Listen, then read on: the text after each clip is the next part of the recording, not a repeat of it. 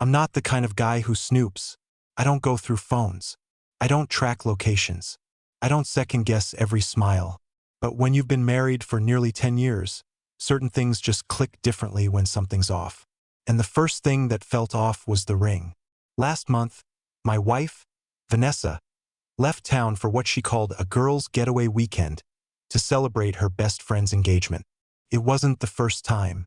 Over the years, she and her college friends would do these weekend escapes, usually wine tastings, lake cabins, or beach trips. She'd always send photos, always FaceTime at least once, and most of all, she always wore her ring. That small symbol mattered until this time. It started with a group picture posted on one of the girls' Instagram stories. I wasn't even looking for anything. It popped up as a suggested story. And there it was. Vanessa smiling, holding a mimosa, mid-laugh, and her hand was clear as day. No ring. Not on the left, not on the right, not anywhere. At first, I thought it had to be a mistake. Maybe she took it off for the pool or didn't want to lose it. But it was in several pictures. Dinner, breakfast, beach. The ring was consistently missing. No tan line, no indentation, as if it had been off for days. That's when I noticed something else. No photos on her profile. None. Vanessa always posted, always captioned, always tagged. But this time she went completely dark. I waited. Not a single update from her side. When she finally got home Sunday night, everything seemed normal. She greeted me with a kiss, laughed like nothing happened. I looked down. Her ring was back on. So I asked calmly, "Did you forget your ring while you were gone?" She hesitated just slightly, enough to light a match in my mind. "Oh yeah, I guess I forgot to put it back on after the pool. Just one pool day, but it was missing in every photo." The stories had timestamps. Morning, afternoon, late night. I didn't say anything else, just nodded. But something had changed. That night, while she slept, I got out of bed and opened a private note I'd been keeping for months. I didn't expect to use it. Not really. But I'd made a habit of documenting things. Innocent-seeming events, receipts, late returns home, moments when her phone was suddenly on Do Not Disturb. Nothing conclusive. But now those moments weren't isolated anymore. They had context. And for the first time in our marriage, I made a choice without telling her. I wasn't going to confront her. I wasn't going to argue. Instead, I was going to prepare. I took the next few days to dig quietly. You'd be shocked what you can uncover with nothing but receipts, social media tags, and a friend who works in hotel billing. Turns out, Vanessa didn't stay where she claimed. The group booked a lake house Airbnb, but she never checked in. Her name, her card, wasn't on the guest list. Instead, a charge showed up from a boutique hotel 30 miles away under her maiden name. That's when the adrenaline kicked in. I still said nothing, but I did something else. I took a day off work, told her I had a conference, packed a bag, and drove to a place I hadn't been since college to meet someone from her past. Someone I hadn't spoken to in nearly 12 years. Because if Vanessa thought taking her ring off was the start of her freedom, she had no idea what my silence meant. And she sure as hell wasn't ready for what I was about to do next. I didn't go there to fight. I didn't even go there to accuse. I went because I needed confirmation from someone who had no reason to lie to me. His name was Carter. He and Vanessa dated back in college, and for a while it was serious until she left him for someone else. That someone else was me. They hadn't spoken in years. Or at least that's what I believed. But one night a few years ago, I saw his name pop up on her phone.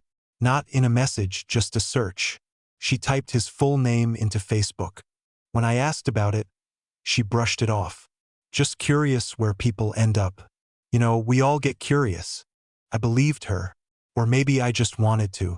Now I was sitting across from him in a quiet booth at a diner just off the interstate, and the look on his face said more than I expected. "Why are you here?" he asked, arms folded, suspicious. "I'm not here to make a scene," I said. "I'm here because I think my wife lied to me. I think she's hiding something, and I think you know what it is." He stared at me for a while before finally asking, "Is this about the weekend?" There it was. That cold, unmistakable confirmation. I hadn't mentioned a weekend. I hadn't mentioned anything. My stomach flipped, but I kept my voice steady. You saw her. He hesitated. I didn't know she was married. Not until afterward. She didn't tell me. Didn't wear a ring. And when I found out, I told her to leave. I didn't want any part of that. He slid his phone across the table. I didn't want to look, but I had to. There were photos. Nothing explicit. Just cozy. Too cozy. Her head on his shoulder. Her laughing in his hoodie. Her lying about where she was while pretending she was celebrating an engagement. I sat there for what felt like hours, not saying a word. The woman I married was methodical, calculated, charming. She never forgot her ring. Her lies were always clean. But this was reckless. I'm not trying to hurt you, Carter said quietly. But you deserve to know. I thanked him and left. I didn't ask for more. I didn't ask for details. What mattered was already clear. She had crossed a line she couldn't step back from. Back home, I didn't scream. I didn't pack her things. I made dinner. I smiled. I asked how her day was because now I had something she didn't. Leverage. And I needed time to turn it into something useful. That night, I sent copies of the hotel charges, her photos, and Carter's confession to my personal email, a backup cloud drive, and one more place. My lawyer. Vanessa still had no idea I knew. The next morning, she kissed me goodbye and left for work as if nothing had changed. But something had. Everything had. I wasn't just her husband anymore. I was her quiet reckoning. The shadow creeping up behind her comfort. And every fake laugh she gave me now felt like the ticking of a countdown. I called her mother later that day, not to tell her what happened, but to ask a single question. What day is Vanessa's birthday party planned for next month? Her mom said it was already in motion, that everyone was invited. Her friends, her coworkers, even a few family members flying in. Perfect, because I had a plan and I'd already bought the projector. Vanessa thought the worst thing I could do was leave. She had no idea I was going to stay long enough to make sure everyone else saw the real her. I had 32 days. That's how long until Vanessa's surprise birthday bash. One she wasn't supposed to know about. Her mom and sisters had been planning it for months. Renting out a cozy venue just outside town. Decorating it with photos from childhood. Building up this fantasy version of the perfect daughter, wife, friend. It would be family, colleagues, old friends flying in from both coasts. Everyone who still believed Vanessa was the woman she pretended to be. But I'd already started rewriting that narrative. I wasn't going to sabotage her birthday. That would have been too easy, too bitter. No, what I planned wasn't about revenge. It was about exposure, truth, a mirror. And it started with a projector. Over the next 3 weeks, I turned into a man obsessed with details. Every moment I wasn't at work or home, I was gathering. I found more photos on Carter's socials, some taken by others that had her tagged before she could untag herself. One in particular broke me. She was on a rooftop bar, sitting between Carter and another guy, wearing his hoodie, her legs draped over his lap. She was laughing, really laughing. A laugh I hadn't seen from her in months. That same night, I checked our shared cloud drive, the one we used for bills, vacation photos, calendars. Hidden deep in an untitled folder, behind layers of nested subfolders, I found videos. She hadn't even bothered to encrypt them. Most were short clips, her talking to the camera, dancing in hotel mirrors, and in one, whispering to someone off-screen, "He still thinks I'm at the lake house." I didn't sleep that night. I sent everything to a trusted videographer, an old friend of mine who worked in production and owed me a favor. I told him I needed a 4-minute montage, cleanly edited, no nudity, just truth. I told him I wanted the ending to say only one sentence. Now, you know. I booked a separate venue, same day, same time, one town over. I invited every single person from her guest list under the pretense that it was a change of plans. I paid for everything. I made it look like it was still her mom hosting. I even made fake party signs that said, "Vanessa's night to shine." And then, 2 nights before her birthday, I let her think everything was normal. We sat on the couch watching some Netflix comedy she barely paid attention to, scrolled through our phones, and she made a comment that nearly made me laugh out loud. "You're so quiet lately. Everything okay?" I looked at her, right in the eye and said, "Better than ever." She smiled. "Good. You deserve that." The irony was crushing. She genuinely believed she'd gotten away with it, that she was smarter than everyone, that the truth was hers to contain. That night while she slept, I packed a small bag and left it in my car. Nothing dramatic, just the essentials: passport, credit cards, a burner phone. Because after the party, I wouldn't be coming home. The next day, I visited the venue, checked every seat, every screen, every connection. My friend had done a flawless job. I watched the video twice, alone in the empty room. I sat in the back row and let the silence fill the space where soon gasps and dropped jaws would echo. The footage ended on her words. "He still thinks I'm at the lake house." Then, "Now you know." Fade to black. When I stepped outside, the sun was setting. 30 hours left. Vanessa texted me later. "You excited for my birthday?" I replied, "Can't wait." And I meant it, because the countdown was over. Tomorrow, everything would change forever. The morning of her birthday, I made her breakfast. Eggs, toast, strawberries, coffee, just like always. She came down the stairs in her silk robe, all smiles, and kissed me on the cheek. I noticed she had put on her ring today. Funny, isn't it? The symbols we choose to wear when we think we're winning. She thought the surprise party was happening at her parents' house that evening. Her mom had sent a fake message to keep the lie consistent. Vanessa even offered to drive there early to help decorate. I told her I'd catch up after a work call. She had no clue I'd spent the last 30 nights choreographing her downfall, one careful step at a time.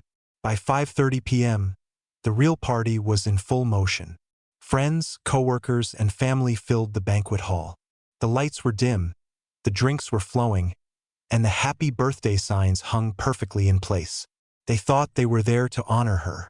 Some even stood near the walls holding little speeches, but I knew those words would never be read. The projector screen stood like a silent judge at the front of the room. I made sure no one noticed it until the moment was right. At 6:05 p.m., Vanessa walked through the door. She wore a deep green dress I'd never seen before, tight-fitting, expensive-looking. Her hair was perfect, nails done, confidence dripping off her. She thought all of this was for her. She greeted everyone with hugs, smiles, laughter. She didn't see me right away. I waited, let her soak it in. Then she spotted me near the back, waved, winked. I nodded. At 6:15 p.m., I stepped to the front of the room, microphone in hand. The music quieted. Chairs turned. "Thank you all for being here tonight," I began. "Vanessa's had a long year, and she deserves a celebration, no doubt. But I think before we bring out the cake, there's something she'd like to share with everyone." Her smile faltered just slightly, the first flicker of something wrong. She glanced around. Her friends were still smiling. Her mom still clapped, but I saw her posture shift. I tapped the mic, "So, please enjoy this short video presentation. And then, Vanessa, the floor will be yours." The lights dimmed. The projector clicked on. She turned to look just as the first clip played. Her voice, her laugh, the rooftop scene, her in the hoodie, a time-stamped photo of her outside the boutique hotel. The whispered sentence in the mirror, "He still thinks I'm at the lake house." Gasps rippled through the crowd. I didn't look at her. I looked at everyone else. Her coworkers exchanging wide-eyed glances. Her mother putting a hand over her mouth. One of her friends muttering, "Oh my God." Under her breath, a guy near the door whispered something to his wife and took out his phone. And Vanessa froze, motionless, mouth parted, eyes wide, frozen like someone had ripped oxygen from the room. The final frame hit. "Now you know." Lights on. I didn't say another word. I walked past her as she stood there trembling. She reached out and grabbed my wrist as I passed. "Please," she whispered. "Let me explain." I gently pulled free. "I gave you time to explain. You used it to lie." People were already standing, some backing away from her like the room itself rejected her presence. Others rushed to me, asking questions I didn't answer. She ran out the back door. I followed only far enough to watch her collapse into a sobbing mess against the brick wall of the venue. I didn't comfort her. I didn't film her. I didn't even gloat. I just walked to my car, unlocked the door, and slid into the driver's seat. Then I drove away without looking back. But this story wasn't over yet, because what I had uncovered next, buried beneath that weekend and her lies, was darker than I ever could have imagined. And this time, it didn't just involve her. 2 days passed after the party, and I didn't hear a word from Vanessa. Not a call, not a text, not a knock on the door. Her clothes were still in the closet, her toothbrush still in the bathroom, but the woman herself had vanished. I wasn't sure if she'd gone to her sister's place or booked a hotel to hide from the wreckage, but I didn't care enough to find out. My phone stayed on silent. My life, for once, was completely quiet, peaceful even. That silence ended on the third day. I was sitting in a cafe not far from my office, just sipping black coffee, scrolling through emails, when a man walked up to my table and said my name. I looked up, confused. Mid-30s, dark jacket, heavy stubble, aviators even though we were inside. I thought he was a process server or some private investigator hired by Vanessa to start fighting back. But then he slid into the seat across from me and said something that made the hairs on my neck rise. "You don't know me, but I know what your wife did. And it wasn't just cheating." I blinked. "Excuse me?" He looked around like he didn't want to be seen, leaned in and said it again, this time slower. "She's been involved in something. Something bigger than you know. You need to listen before she finds out we spoke." At that point, I thought maybe he was mentally unstable. But he reached into his pocket not for a weapon, but for a flash drive. He placed it on the table between us like it was made of gold. "Watch it alone. Then decide if you want to get the hell out of town." And just like that, he stood up and walked out. No name, no number, just those last words ringing in my ears like a warning bell. I didn't touch the flash drive for 2 hours. I brought it home and stared at it like it might explode. Finally, I plugged it into an old laptop, not connected to anything. No Wi-Fi, no cloud, just raw data. Inside were 4 folders, all named with dates. The first folder was a recording, audio only. A voice I immediately recognized. Vanessa's. She was arguing with someone. Angry, swearing. But then she said something that made my stomach drop. "I told you already. I'll get the info from him. He won't even know it's missing. Get the info from me." I clicked into the second folder. It was a screen recording of my email inbox. My work email. Someone had accessed it, browsed through contracts, NDAs, proposal drafts from clients. All highly confidential. Some of it even protected by federal regulations. How the hell had she gotten into that? Then the third folder. This one had photos. Vanessa sitting in a car with a man I'd never seen before. Older, well-dressed, always in a different car. They weren't kissing. It wasn't romantic. It was transactional. Documents being passed. Phones. One photo had my ID badge from work in her hand. Couldn't breathe. I went cold. She hadn't just betrayed me emotionally. She had used me, spied on me, maybe for money, maybe for leverage, maybe worse. The last folder had a single file, a video. Vanessa speaking directly into the camera. "If this ever gets out, I'm ruined. He can't know. Not ever. And if he does, well, then it's his problem now, too." It ended there. I stared at the screen for what felt like hours. This wasn't just infidelity. This was criminal corporate espionage. I worked for a defense contractor. Nothing top secret, but enough to land someone in federal court if data was leaked. And Vanessa had access to my home office, my files, my passwords. I shut the laptop, locked it in a drawer, and sat down on the floor. I hadn't just been cheated on. I'd been compromised, used, and now I was sitting on a bomb that could destroy both of us. The worst part? I still didn't know who the man in the cafe really was or why he chose to warn me, but I was going to find out. The next morning, I skipped work. I couldn't step foot into that building. Not when I had reason to believe I'd unknowingly exposed sensitive client material. The weight of it all sat heavy on my chest. This wasn't just about betrayal anymore. It was about survival. My job, my future, my freedom, maybe. I drove downtown to the last place I ever thought I'd visit willingly. A private attorney's office recommended by a friend from college who worked in government security. I told the receptionist I wasn't making an appointment. I was waiting. I needed a lawyer who handled data protection, breach liability, and criminal defense. She raised an eyebrow but disappeared into the back. And 10 minutes later, I was sitting in front of a man named Ray Jennings. I didn't tell him everything, just enough. My wife accessed my work emails without my consent, possibly shared them. I've seen evidence. She may have passed information to third parties. I work with a defense-adjacent contractor. There's a recording, a video. Someone anonymously gave it to me. Ray leaned forward, all business. Did you authorize any access? No, I said firmly. Was she ever employed by or affiliated with your company? Not even close. He nodded. Then your next move is to document everything. Secure the video. Get it timestamped. And most importantly, don't confront her. Not yet. Let's get ahead of this before you become part of the fallout. That was the word I'd been afraid of. Fallout.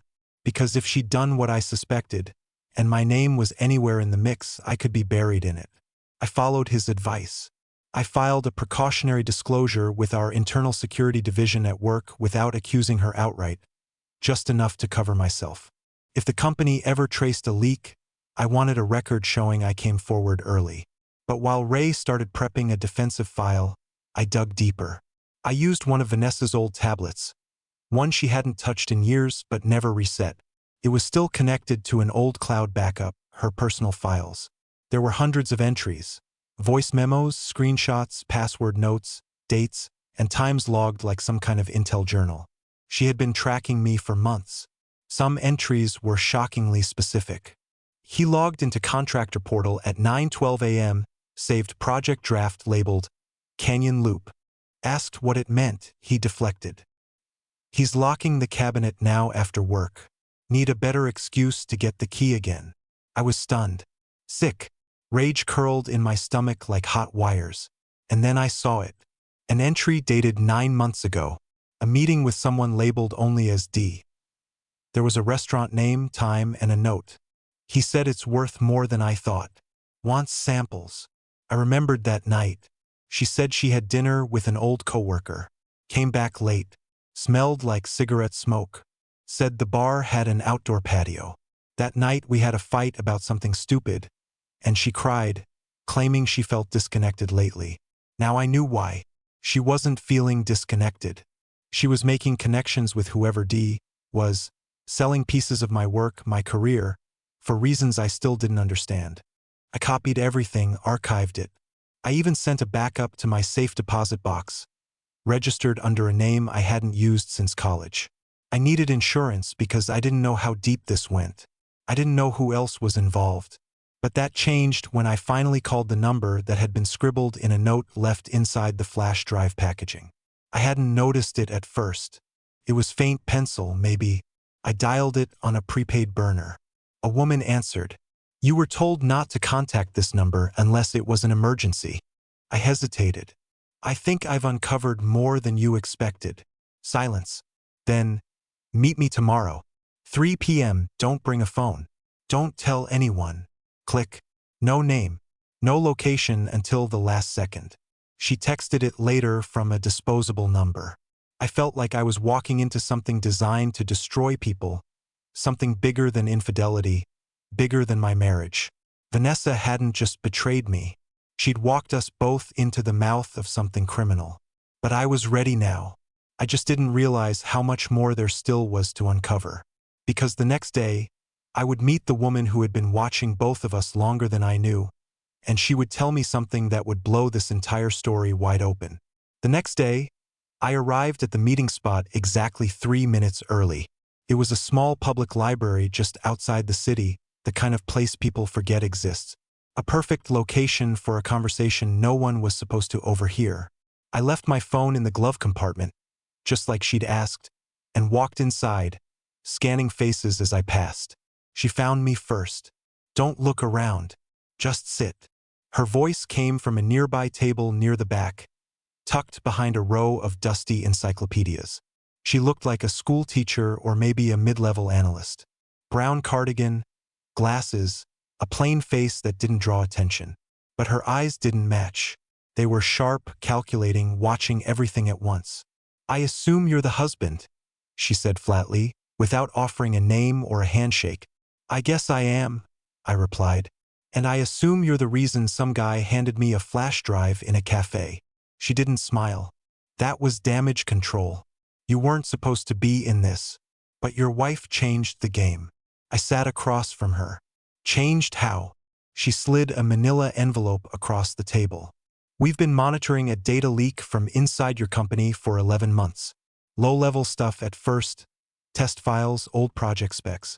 Then it escalated. Your access codes were used to download encrypted models.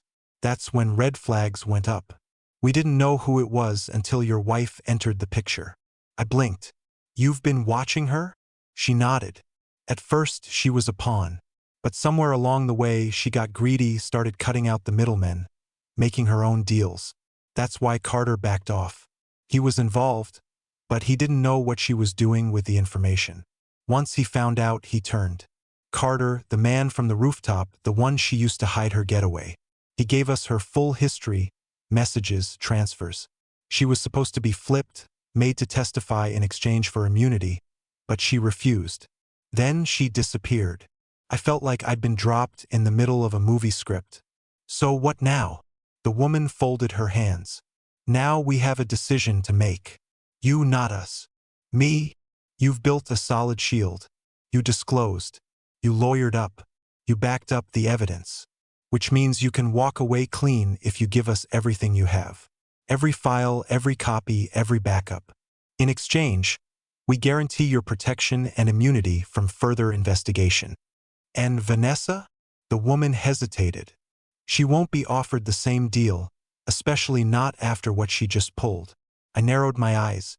"What did she pull?" She slid over a photo. My breath caught. Vanessa was standing at an airport terminal. Not our city's airport. This was out of state. Somewhere warmer. She was with a man I didn't recognize. Late 40s, European maybe. Expensive coat, passport in hand. She was smiling. "She has a fake identity," the woman said. "Two, actually. We think she's planning to leave the country tonight." Suddenly, everything made sense. Why she hadn't contacted me. Why her clothes were still in the closet. Why she'd run out of that party like the floor had collapsed under her feet.